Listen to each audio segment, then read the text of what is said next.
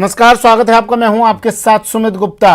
Bulletin की शुरुआत में बड़ी खबर अलवर से। अलवर में एक युवक से बेरहमी की गई, युवक का अपहरण किया गया और उसके बाद उसकी जमकर पिटाई की गई। पिटाई का वीडियो भी इन लोगों ने वायरल कर दिया। पीड़ित ने कोतवाली थाने में मामला दर्ज करवाया है।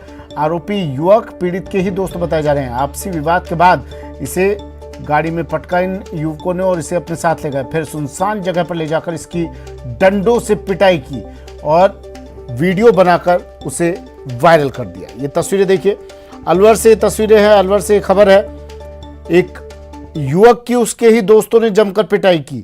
पहले किडनैप किया उसका और फिर उसकी पिटाई। अलवर में युवक के साथ बेरहमी, अपहरण के बाद पिटाई। राजेंद्र शर्मा मेरे सहयोगी अलवर से फोन लाइन पर जुड़ गए हैं। राजेंद्र, तस्वीरें भी हम दिखा रहे हैं दर्शकों को, किस बेरहमी के साथ ये 3-4 युवक इस युवक को पीट रहे हैं लाठी डंडों से। क्या ये पूरा मामला है? कौन है युवक और क्यों इसको पीट रहे हैं? जी, ये अलवर शहर का ही मामला है। दिनेश चौधरी नाम का युवक है जो अलवर शहर में कोतवाली थाना इलाके के मनुमार्ग के पास ही कॉलोनी में पीजी में किराए के मकान पर रहता है और वहीं इसके दोस्त हैं वो आसपास रहते हैं। उन दोस्तों में से किसी एक दोस्त से कहा सुनी होने के बाद इसको गाड़ी में बैठा करके उठा करके ले गए और सुनसान जगह पर ले जाकर के इसके साथ मारपीट की गई है। पिछले एक सप्ताह में इस तरीके के अलवर में कई वीडियो सामने आए हैं और कई जगह पर इस तरीके के पुलिस की पिटाई भी, अलवर जिले की बात की जाए तो 3 जगह पर, मालाखेड़ा और भिवाड़ी के चौपान की और गोविंदगढ़ में पुलिस की पिटाई हुई है। कहीं ना कहीं अलवर जिले में जो कानून व्यवस्था है वो कहीं ना कहीं चौपट हो चुकी है। पुलिस का जो अपराधियों में भय होना चाहिए वो भय दिखाई नहीं दे रहा है। इसका एक पूरा नजारा देख सकते हैं कि एक युवक की किस तरीके से बेरहमी से पिटाई की जा रही है। इस घटनाक्रम का पीड़ित परिवार की ओर से कोतवाली थाने में मुकदमा दर्ज कराया गया है। पुलिस आरोपियों को नामजद कर उनकी गिरफ्तारी के लिए दबिश दे रही है। पुलिस जांच अधिकारी से आपकी बात हुई, क्या कह रहे हैं वो लोग? किसी तरह का कोई आश्वासन उन्होंने दिया होगा, किसी तरह का कोई रटा रटाया जवाब उन्होंने दिया होगा? क्योंकि अलवर पुलिस से अब उम्मीदें तो खत्म हो चुकी हैं अलवर वासियों की। बिल्कुल लगातार यहाँ पर हो रही अपराध की वारदातें, बलात्कार, और ये तस्वीर देखिए, किडनैपिंग के बाद पिटाई की गई। और राजेंद्र, इसमें एक युवक दिखाई भी दे रहा है जो बड़े आराम से इस पिटाई का वीडियो भी बना रहा है और फिर इसे वायरल कर दिया जाता है। क्या कह रहे हैं जांच अधिकारी इस मामले में? मेरी कोतवाल से बात हुई महेश शर्मा से। उनका कहना है कि ये दोस्त हैं आपस में और इनके द्वारा ही इसका जो अपहरण करके और पिटाई की गई है। इस पूरे मामले के जो युवक हैं उनको नामजद किया गया है और नामजद करने के बाद उनकी गिरफ्तारी के लिए वो खुद भी बाहर हैं, इनको गिरफ्तारी के प्रयास में जुटे हुए हैं। इस तरह वीडियो सामने आने के बाद में पुलिस के आला अधिकारियों के द्वारा एक अतिरिक्त टीम भी बनाई गई है जिससे आरोपियों को जल्द गिरफ्तार किया जा सके। ठीक है, शुक्रिया राजेंद्र तमाम जानकारी के लिए। लेकिन ये तस्वीरें बता रही है अलवर पुलिस का इकबाल कितना है अपराधियों के अंदर। लगातार बलात्कार, रेप, और अब ये खबर भी देखिए, एक युवक को उसके दोस्तों ने किडनैप किया और फिर इसकी जमकर पिटाई। ये असल में ये तस्वीरें, ये खबरें बताती हैं कि अलवर पुलिस का इकबाल कितना बुलंद है अपनी जगह पर, अपने इलाके में। पुलिस को यहाँ कोई नहीं पूछ रहा है, पुलिस का खौफ यहाँ ज़रा भी नहीं है। कुछ युवक एक युवक को उठाते हैं, उसकी पिटाई करते हैं, वीडियो बनाते हैं और उसे वायरल भी कर देते हैं। पुलिस हाथ पर हाथ रखकर अभी तक बैठी है। बढ़ते हैं अगली खबर की ओर। कोरोना पर अपडेट आपको देता है। प्रदेश सरकार ने कोरोना के लिए नई गाइडलाइन जारी कर दी है। गृह विभाग ने ये नई गाइडलाइन जारी कर दी है। पूरे प्रदेश में कोरोना नाइट कर्फ्यू खत्म। शादी समारोह में अब 250 लोग शामिल हो सकेंगे। बाजार और मंदिर पहले की तरह खुलेंगे। अब प्रसाद और फूल माला भी श्रद्धालु मंदिर में ले जा सकेंगे। नई गाइडलाइन जारी कर दी है। ये देखिए, कुछ राहत दी है इस गाइडलाइन के जरिए। शादी समारोह में संख्या को बढ़ा दिया गया है। अब 250 लोग शादी समारोह में शामिल हो सकते हैं। लेकिन इसमें पहले की तरह, पहले भी शादी समारोह में जो संख्या निर्धारित थी उसमें बैंड बाजे वाले शामिल नहीं थे और अब भी बैंड बाजे वालों को शामिल नहीं किया गया। 250 लोग शादी समारोह में शामिल हो सकते हैं। बाजार और मंदिर भी पहले की तरह खुलेंगे और मंदिरों में श्रद्धालु प्रसाद और फूलमाला भी ले जा सकेंगे। कोरोना की पाबंदियां अब लगभग खत्म। 6 बड़ी बातें आपको दिखा रहे हैं इस गाइडलाइन से जुड़ी हुई। 250 लोगों को अनुमति, बैंड बाजे वाले गिने नहीं जाएंगे इन 250 लोगों में।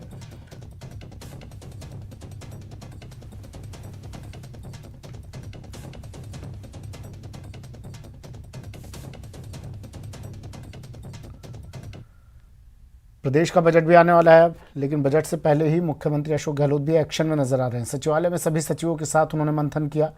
शाम को मंत्रियों के साथ चर्चा भी करेंगे। कॉन्फ्रेंस हॉल में अधिकारियों के साथ बैठक होगी। शाम 4 बजे सहकारिता विभाग की बैठक होगी। शाम 5 बजे मंत्रियों के साथ मीटिंग होगी।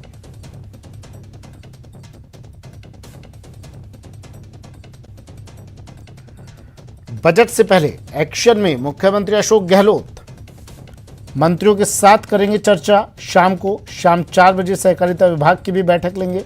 कॉन्फ्रेंस हॉल में अधिकारियों के साथ बैठक होगी मुख्यमंत्री की, और शाम 5 बजे मंत्रियों के साथ मीटिंग होगी। मुख्यमंत्री अशोक गहलोत की बजट को लेकर मंथन।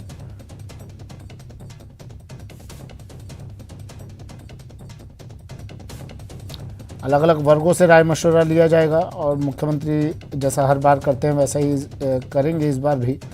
बजट में क्या हो क्या ना हो, ताकि आम जन को ज़्यादा से ज़्यादा राहत मिल सके, प्रदेशवासियों को के हित को साधा जा सके इस बजट के ज़रिए। ये कोशिश मुख्यमंत्री अशोक गहलोत की हर बार रहती है और इस बार भी इसी कोशिश में मुख्यमंत्री अशोक गहलोत, और यही कारण है बजट से पहले मुख्यमंत्री बैठक करेंगे। सचिन कुमार मेरे सहयोगी हमारे साथ फोन लाइन पर जुड़ गए हैं। सचिन, मुख्यमंत्री अशोक गहलोत का एक के बाद एक मीटिंग्स बैठक। बिल्कुल, देखिए आज कई प्रस्ताव है, कई प्रस्तावित बैठक। जो बैठक है वो सभी प्रमुख शासन सचिव और जितने शासन सचिव स्तर के जितने भी अधिकारी हैं हर विभाग से, तो बैठक 12 बजे प्रस्तावित थी। 12 बजे वो बैठक शुरू हो चुकी है।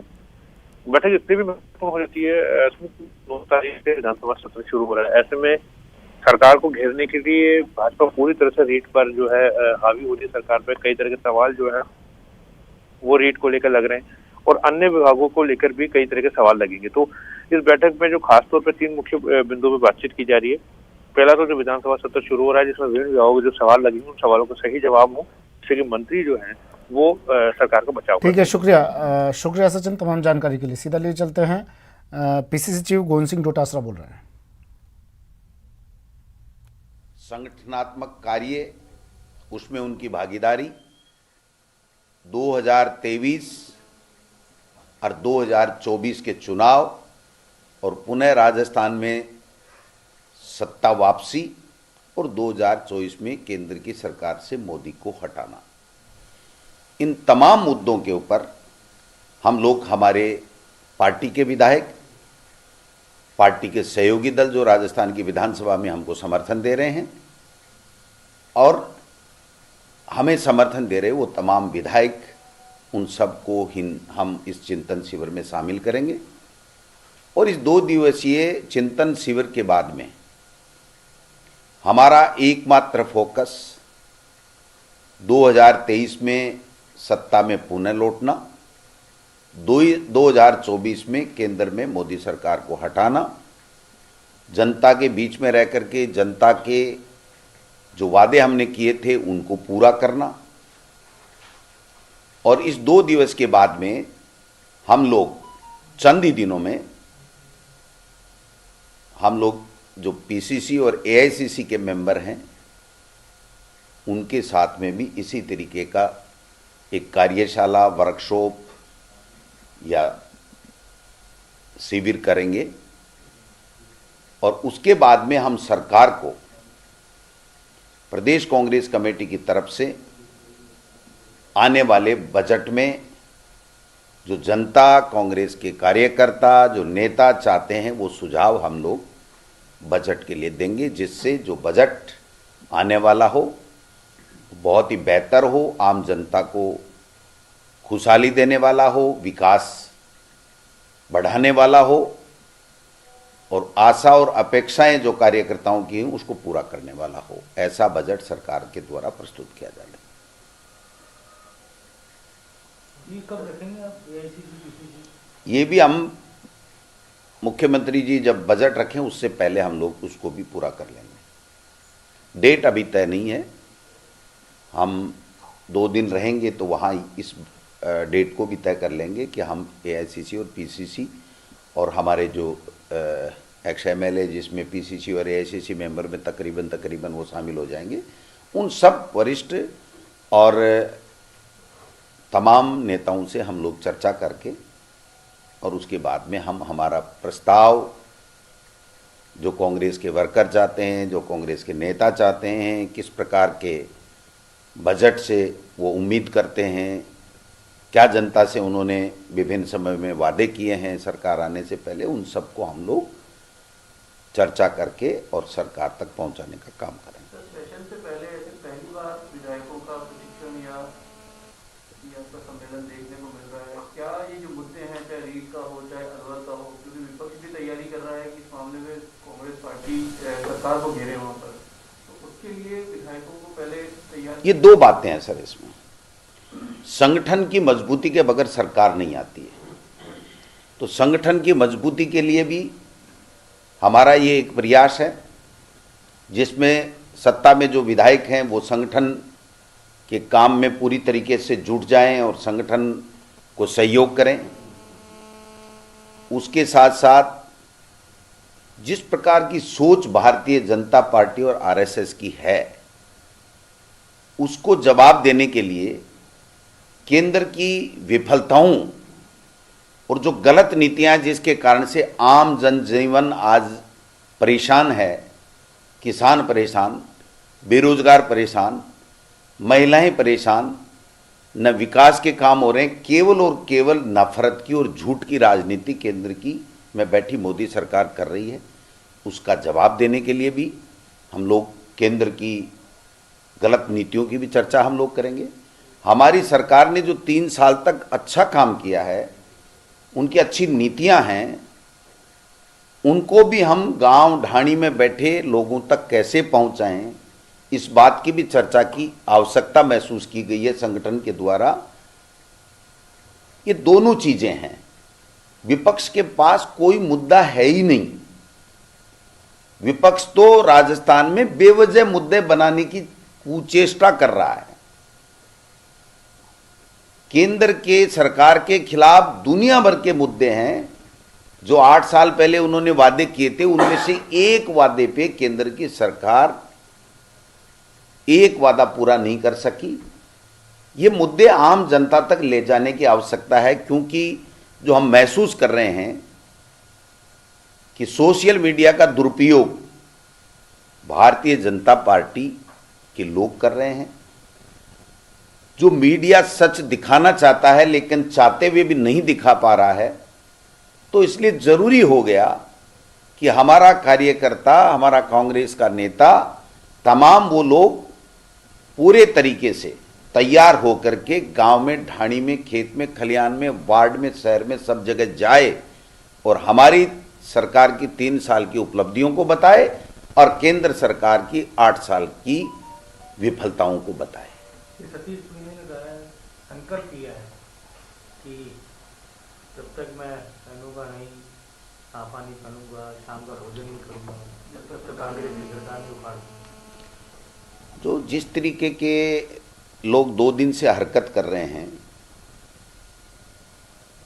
आरएसएस की विचारधारा के लोग, नाथूराम गोडसे की विचारधारा के लोग, अगर यही फौज सतीश पूनिया जी की है, मुझे नहीं पता, अगर यही फौज है तो शायद उनको आजीवन भूखा भी रहना पड़ सकता है। पर एक गलत परंपरा तो शुरू हुई है जिस तरह की। देखिए, मैं राहुल जी जो बात कहते हैं वो मैं दोहराना चाहता हूं, कल की घटना और परसों की रात की घटना। ये गांधी की विचारधारा और गोडसे की विचारधारा का अंतर है। हम कह रहे हैं कि उन बच्चों ने गलती कर ली फिर भी कोई बात नहीं, ये है गांधी की विचारधारा, माफ करने की विचारधारा। और गलती करके झूठ बोलना और ये कहना हाँ ये गलत काम मैंने किया है, मैं इसको सही मानता हूं, ये है गोडसे की विचारधारा। हिंदू और हिंदुत्व में भी यही फर्क है। नफरत फैलाने का काम हिंदुत्ववादी करते हैं। राहुल जी ने कहा था ये हिंदुत्ववादी लोग हैं जो नफरत फैलाने का काम करते हैं, गलत काम करते हैं, असत्य बोलते हैं, गलत काम करके अपना सीना चौड़ा करके कहते हैं हाँ हमने किया है। जैसे कोई आतंकवादी संगठन जिम्मेदारी लेता वैसे जिम्मेदारी ले रहे हैं। और बड़े बड़े बीजेपी का नेता उस बात को कंडेम नहीं कर रहे हैं, तो आप समझ सकते हो।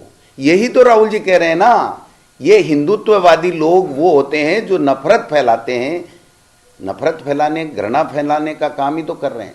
यहाँ वातावरण में अनावश्यक पूरे प्रदेश में उद्दीलित करने का काम ही तो कर रहे हैं कि भाई एक दूसरे को समाज और पार्टियों में ये झगड़े हो जाएं, यहाँ हो जाए। वो इसलिए कर रहे हैं कि उनके पास में सरकार के गुड गवर्नेंस के यहाँ पर कोई ऐसा मुद्दा नहीं है जिससे वो सरकार को घेर सकें, इसलिए उनको इस तरीके के ओछे हथकंडे की जरूरत पड़ गई। मैं तो यही समझता हूँ, बाकी तो बीजेपी के नेता बता सकते हैं।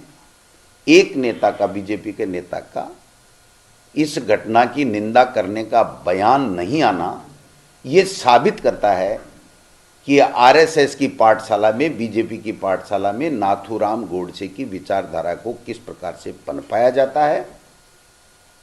अगर यही इनकी विचारधारा है तो उनको मुबारक हो, मुझे तो कुछ नहीं कहना।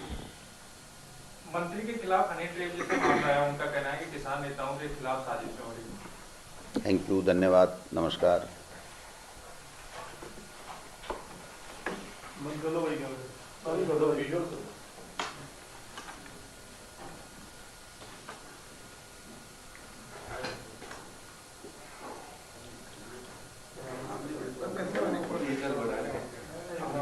बन गया, विजुअल बन गया यार।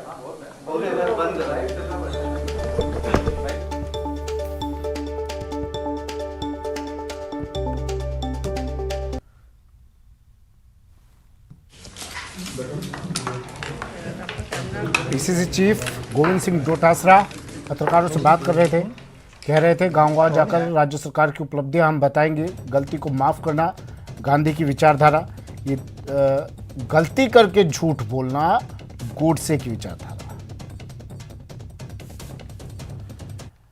और एक खुशखबरी है उन लोगों के लिए जो लोग तंबाकू का सेवन करते हैं। हेल्थ मिनिस्टर साहब ने एक स्वास्थ्य मंत्र दिया है। उन्होंने कहा है कि कैंसर का तंबाकू से कोई लेना देना नहीं है, किसी को भी कैंसर हो सकता है। कैंसर दिवस पर स्वास्थ्य मंत्री प्रसादी लाल मीणा ने कहा कि कैंसर से तंबाकू से कैंसर नहीं होता है, कैंसर किसी को भी हो सकता है। और उन्होंने ये भी कहा कि ये मेरा व्यक्तिगत अनुभव है। उन्होंने उदाहरण भी दिया इसका। उन्होंने कहा गांव में लोग खूब तंबाकू पीते हैं, उन्हें कैंसर नहीं होता।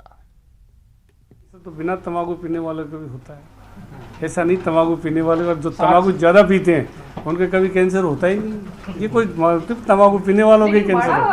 बड़ी वजह है सर, बड़ी वजह है तंबाकू। मैंने देखिए, मैं गांव में रहता हूँ, ऐसे लोग हैं जो दिन में 20 बार तो तंबाकू पीते हैं सर, बड़ी वजह है। खूब बीड़िया सिगरेट पीते हैं, कभी कैंसर नहीं होता उनके।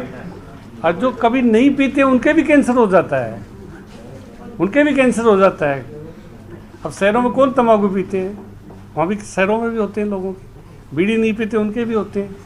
ये कोई तंबाकू और बीड़ी से जुड़ा हुआ कैंसर का वो नहीं है, किसी के भी हो सकता है कैंसर। तो ये खान से, पीन से, रहन सहन से, उससे हो जाता है कैंसर। तो अभी तो डॉक्टर बता सकते हैं क्यों होता है। लेकिन डॉक्टर का कहना है कि जो सबसे ज्यादा जो कैंसर का जो कारण है वो तंबाकू है। 60 से क्या मानते हैं डॉक्टर्स की जो मत है उससे आपका मत भिन्न है? मेरा उससे मत भिन्न है। ऐसे डॉक्टर गाँव में आज भी ऐसे लोग हैं जो दिन में 10 बार तो तंबाकू पिएंगे ही पिएंगे, और उनके कभी कैंसर नहीं होता है।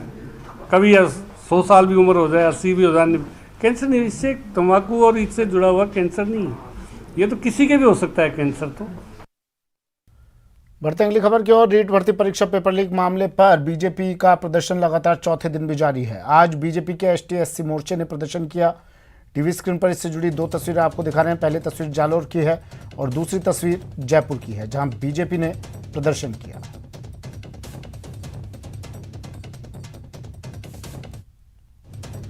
रीट को लेकर अनलिमिटेड बवाल जारी है। चौथे दिन एससी-एसटी मोर्चे का आंदोलन, परीक्षा रद्द और सीबीआई जांच की मांग कर रहे हैं लोग। रीट पेपर लीक मामले में बीजेपी का प्रदर्शन। आज एससी मोर्चा कलेक्ट्रेट के बाहर धरना दे रहा है।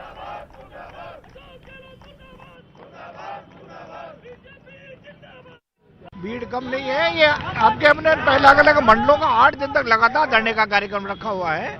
उसी हिसाब से एक एक मंडल के कार्यकर्ता वहाँ आ रहे हैं और रोज का धरना चल रहा है, रोज कार्यकर्ता इन्वॉल्व। लेकिन सुरेंद्र पारिक, ऐसे लोग कम आएंगे तो आपकी मांग तो नहीं सुनेगी सरकार? नहीं, लोग कम नहीं है, और लोग भी आ रहे हैं, बाकी लोग भी, क्योंकि रोज धरना चल रहा है, कार्यकर्ता अलग अलग मंडलों में हमने उनको बांट दिया है, इसलिए न्यूज संख्या कम हो रही है, बाकी संख्या कम नहीं है, ये मंडल के हिसाब से ठीक है। कब तक आपकी मांग जारी रहेगी? जब तक मांग सीबीआई से जांच पूरी नहीं होगी, दोषी लोग पकड़े नहीं जाएंगे, जब तक ये कार्रवाई जारी रहेगी। पर्याप्त है। कल रात 10 बजे तक, 10:30 बजे तक आप भी कार्यालय मौजूद थे।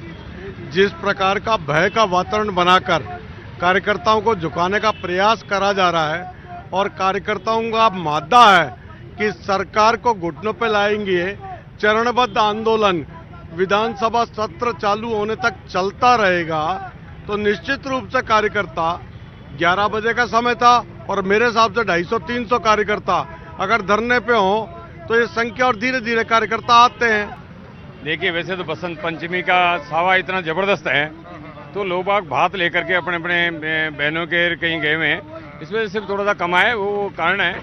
और वैसे जितने लोग पीड़ित हैं, जितने दुखी हैं इससे, जितना रेट के अंदर जो धांधली हुई है, खैर आपसे तो कोई छुपावा नहीं है, आप खूब गांव के व्यक्ति हो, सारे किसानों के परिवार से आप आते हो, तो जो हालात जो हुई है इसमें, तो इसमें सारे लोग आ रहे हैं। यहाँ दक्षिण के, उत्तर और दक्षिण के कार्यकर्ता अभी आ रहे हैं और जिस प्रकार से जो व्यू रचना पार्टी की बनी थी उसमें जो जिले के पदाधिकारी हैं, जिले के जो वरिष्ठ कार्यकर्ता, उन्हीं को भी आमंत्रित किया है। धीरे धीरे, क्योंकि अपना जो धरने का कार्यक्रम है और जो आगे की आंदोलन है वो लंबा चलेगा, इसलिए आंदोलन से तो अच्छी सरकार झुक जाती है और ये कार्यकर्ताओं का आंदोलन, सरकार को झुकना पड़ेगा और इस बेरोजगारों की खिलाफ जो सरकार ने मिलीभगत से किया है उसको बदलना पड़ेगा, सीबीआई जांच करानी पड़ेगी और दोषियों के खिलाफ कार्रवाई करनी पड़ेगी।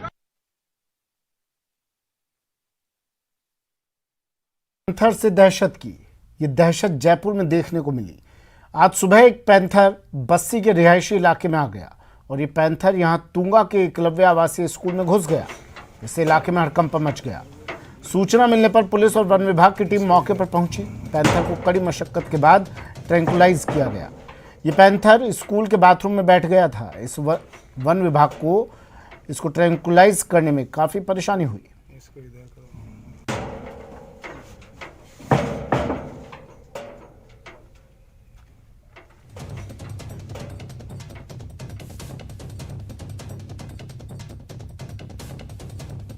बस्सी के एक स्कूल में पैंथर घुस आया था आज।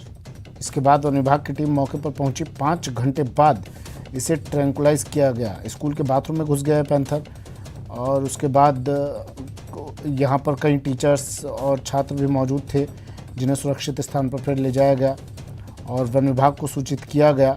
वन विभाग की टीम जयपुर से बस्सी पहुंची और फिर पैंथर को ट्रैंकुलाइज किया गया।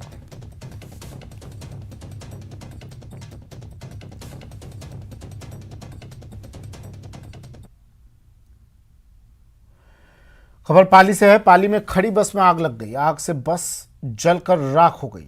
बैटरी में शॉर्ट सर्किट हुआ था। शॉर्ट सर्किट की वजह ये आग बताया जा रहा है। आग की वजह शॉर्ट सर्किट बताया जा रहा है। दमकल की मदद से इस आग पर काबू पाया गया।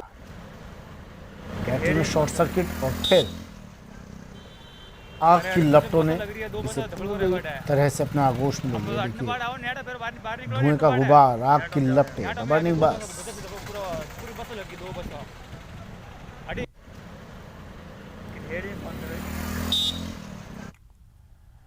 सांड ने हमला किया और एक शख्स 5 फीट ऊपर तक उछल गया। ये तस्वीरें देखिए, सीसीटीवी में ये तस्वीरें कैद हुई। सांड के हमले में ये हालांकि शख्स बाल बाल बच गया। झुंझुनू के बिसाऊ इलाके की घटना है। सड़क किनारे खड़े एक शख्स को ये देखिए किस तरह से सांड पीछे से आया। वो शख्स खड़ा था और पीछे से सांड आया और उसको सीधा अपने सींगों पर उठाकर नीचे पटक देता है। देखिए, हालांकि शख्स गनीमत ये रही कि बच गया। वहाँ मौजूद लोगों ने सांड को वहाँ से भगाया। इसके बाद 5 फीट तक ये शख्स उछल गया था। घटना सीसीटीवी में कैद हो गई। बिसाऊ कस्बे में बता दें आपको, सांडों ने आतंक मचा रखा है और इसकी कई बार शिकायत भी की गई, लेकिन कोई कार्रवाई नहीं हुई। सांड है, आवारा जानवर घूम रहे हैं। ये सुबह ही यहाँ एक जो ओम जी है स्वामी वो खड़े थे और अचानक से पीछे से आके और उनको इतनी ज़बरदस्त 5 फीट तक ऊपर उछाल के पटक दिया। तो हमारी यही गुजारिश है कि ये जो आवारा सांड है इनकी कोई व्यवस्था करके इनको गौशाला में या जो भी इनकी समाधान हो। बस स्टैंड पे यात्री आते हैं, कहीं कोई आगे कोई अनहोनी न हो, उसको ध्यान में रखते हुए इनका। भीलवाड़ा जिले के रायला थाना क्षेत्र से गुजर रहा एक ट्रक 32 फीट गहरी खाई में गिर गया। अजमेर भीलवाड़ा नेशनल हाईवे से ये ट्रक गुजर रहा था। आज सुबह यह हादसा हुआ जब ओवरटेक के चक्कर में ट्रक बेकाबू होकर डिवाइडर से टकरा गया। ट्रक में सवार 3 लोग गंभीर रूप से घायल हो गए। दुर्घटना की सूचना मिलने के बाद पुलिस मौके पर पहुंची और सभी घायलों को बाहर निकालकर उन्हें महात्मा गांधी अस्पताल पहुंचाया गया। मशीनों से भरा यह ट्रक हरियाणा से इंदौर की तरफ जा रहा था।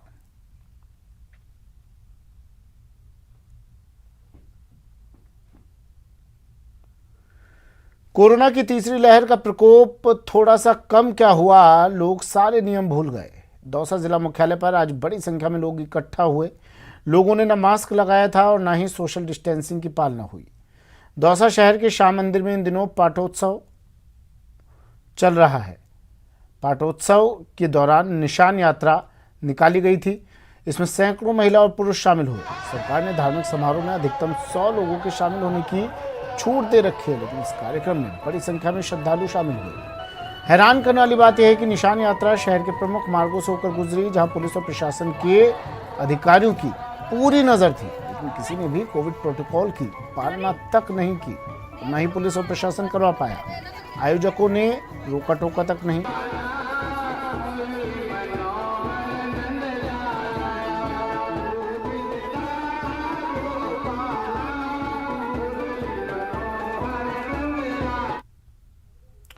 खबर राजधानी जयपुर से है, जहां आज शाम 4 बजे से कल शाम तक बीसलपुर बांध से पेयजल आपूर्ति बंद रहेगी। दरअसल जलदाय विभाग बीसलपुर जयपुर पेयजल परियोजना का वार्षिक रखरखाव और मरम्मत करवा रहा है, जिससे गर्मी के मौसम में जयपुर शहर में निर्बाध पेयजल व्यवस्था चालू रखी जा सके। शटडाउन के दौरान बीसलपुर सिस्टम के अंतर्गत समस्त पंपिंग स्टेशन बंद रहेंगे। 5.5 लाख घरों में पानी नहीं आएगा। बीसलपुर जयपुर पेयजल परियोजना में मेंटेनेंस का काम होगा। जयपुर जिले की पेयजल व्यवस्था को और सुदृढ़ और सुचारू रूप से चलने के लिए हमने 24 घंटे का शटडाउन का आगाह किया है कि आगामी जो गर्मियाँ आने वाली है, अभी उसमें कोई भी रूप से पेयजल सप्लाई बाधित ना हो। इसके लिए करीब हमारे अलग अलग विभिन्न स्थानों पर करीब 450 से 500 लेबर लगा के और जो विभिन्न प्रकार के जो मेंटेनेंस के कार्य हैं, सूरजपुरा इनटेक से लेके और यहाँ अपने जयपुर बालावाला तक और बालावाला से लेके आगे जितनी भी पेयजल वितरण। राजस्थान में 67 साल बाद स्काउट गाइड की राष्ट्रीय जम्बूरी का आयोजन होगा। भारत स्काउट गाइड संगठन के चीफ कमिश्नर और सीएम के सलाहकार निरंजन आर्य ने बताया कि स्काउट संगठन को मजबूत करने के लिए एनसीसी की तर्ज पर स्काउटिंग को भी अंक देने के लिए सरकार के पास प्रस्ताव भेजा गया है। निरंजन आर्य से खास बातचीत की संवाददाता महेश दाधीच ने। राजस्थान सरकार से भी हम गुजारिश कर रहे हैं, रिक्वेस्ट कर रहे हैं कि वो भी हर प्रकार की हमें सहायता दें। जिला कलेक्टर और जो भी अधिकारी हैं उन लोगों को भी हमने 1-2 बार मीटिंग की है और अब मैं सोचता हूँ कि अब हमारा साल भर का इस समय, क्योंकि अगले दिसंबर में या अगले नवंबर में हम आयोजन करेंगे, तो लगभग हमारे पास 1 साल का समय है। पर चूंकि इसमें 30,000 से भी ज़्यादा स्काउट गाइड आएंगे, चूंकि ये 7-8 दिन तक आयोजन वहाँ पे चलेगा, तो हमको तो उससे पहले आयोजन की व्यवस्था करनी पड़ेगी, उसके बाद तक समापन करना पड़ेगा। तो हमारे लिए तो लगभग 15-20 दिन का तो वहीं का ही कार्य है।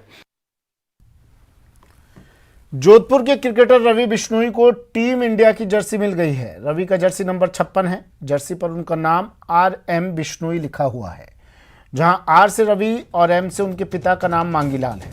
रवि का जन्मदिन 5 दिसंबर और उनके पिता का जन्मदिन 6 जून को आता है। रवि ने ये दोनों नंबर मिलाकर 56 नंबर अपनी जर्सी के लिए चुना है। रवि ने अपने सोशल मीडिया अकाउंट पर जर्सी के साथ फोटो शेयर किए। रवि के इस इमोशनल कनेक्शन को लेकर उनके पिता ने भी खुशी जाहिर की है।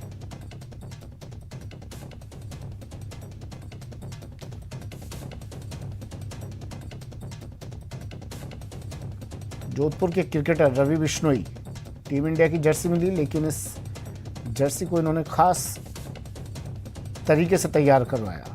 इस जर्सी का नंबर 56 है। तो इस 56 नंबर के पीछे एक राज है। वो राज ये कि रवि का जन्मदिन 5 दिसंबर और उनके पिता का जन्मदिन 6 जून को आता है। रवि ने इन दोनों नंबरों को मिलाया और जर्सी पर लिखवा दिया। RM का तो R से तो रवि बिश्नोई है ही, और M से मांगीलाल बिश्नोई, जो मैं मांगीलाल रवि के फादर हूँ। और 56 से संबंध है कि 5 सितंबर रवि की जन्मतिथि है और 6 जून मैरिज है, इसलिए दोनों को मिला के 56 कर दिया है।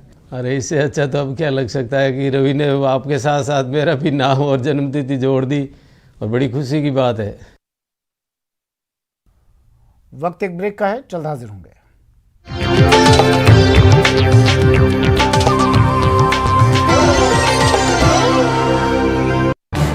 इस